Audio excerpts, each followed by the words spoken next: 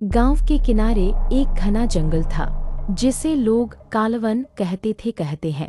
वहां जाने वाला कभी लौटकर नहीं आता था। सूरज डूबते ही उस जंगल के पास जाने की भी कोई हिम्मत नहीं करता था।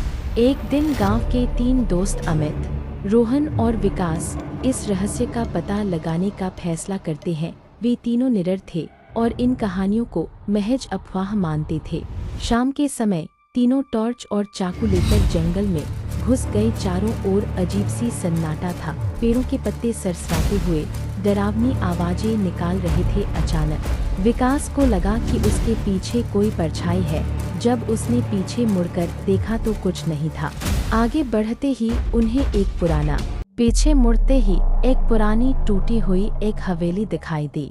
रोहन और अमित ये सब से डर गए थे। वे सब वहीं से तुरंत भागते हैं। अमित, रोहन और विकास जंगल से लौट तो आए थे, लेकिन उनके मन में अब भी डर बैठा हुआ था।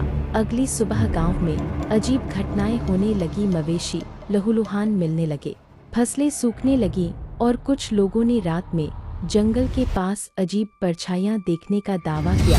डर का माहौल फिर से गांव में फैलने लगा था। अमित, रोहन और विकास ने गांव के एक पुराने साधु से मदद मांगी। साधु ने बताया कि वह आत्मा बस एक दास थी।